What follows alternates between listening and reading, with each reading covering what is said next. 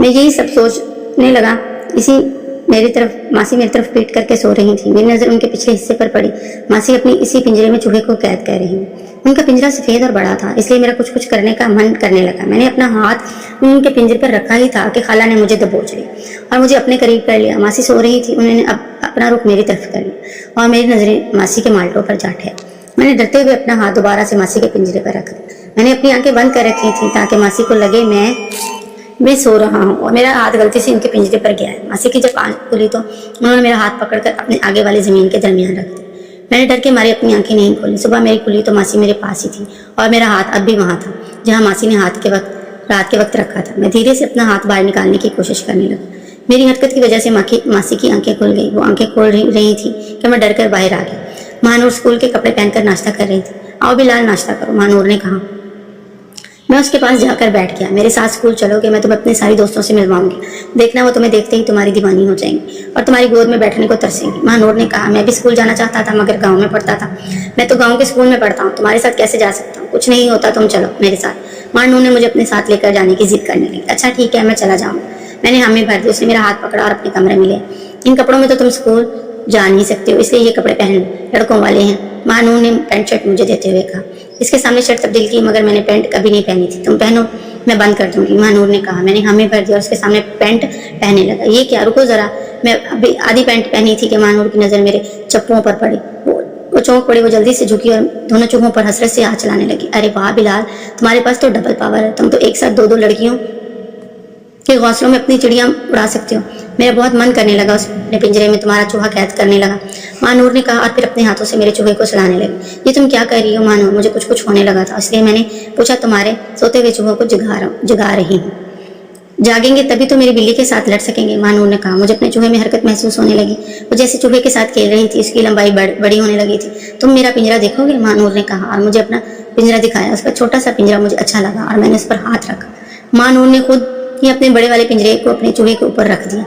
अरे तुम्हारा चूहा ताकतवर बहुत है, लेकिन अच्छा लग रहा है, महानूर ने गहरी लंबी सांस लेकर कहा। मुझे भी अच्छा महसूस हो रहा था, तभी मैंने उसे हटाने नहीं दिया। 5 मिनट बाद वो खुद ही हटी और कहने लगी, तुम अभी शिकार करना अच्छे से नहीं जानते, तो तुम्हारा शिकार करने का हथियार अच्छे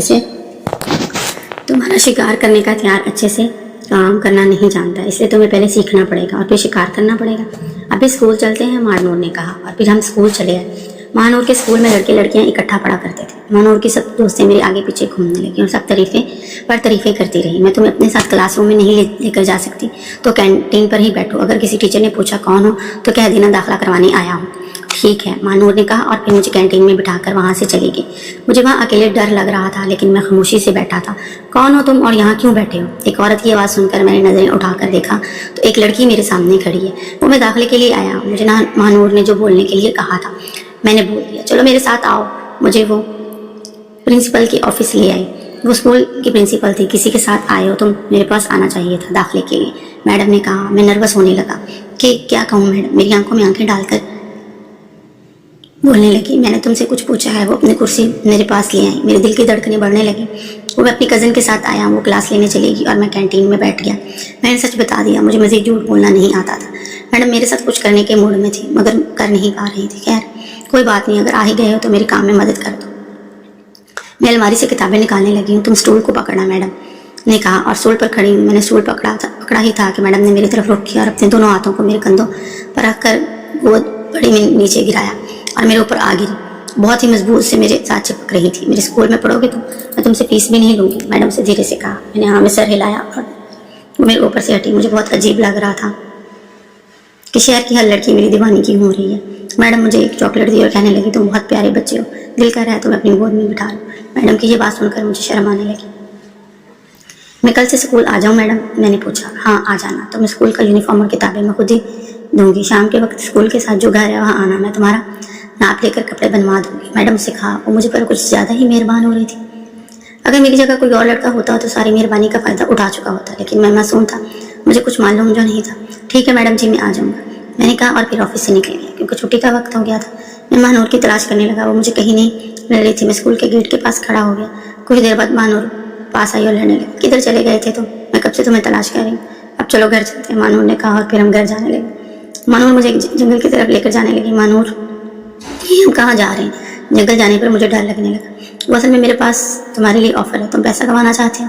मानो ने कहा, मुझे कोई काम करना नहीं आता, मैं कैसे पैसे कमा सकता हूँ। मैंने कहा, तुम्हें कुछ भी करने की जरूरत नहीं है, बस सिर्फ तुम अपना चप्पू दिखाना और पैसे कमाना। मेरी दोस्त ने तुम्हारे चप्पू देखने को बेचैन है, इसलिए मैंने हर लड़की से 500 लेना।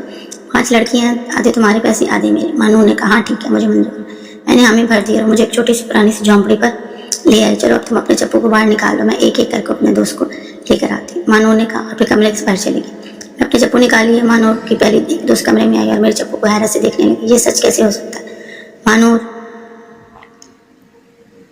एक आदमी के पास दो भी इतने ताकतवर, इस लड़की ने कहा और फिर जबरदस्ती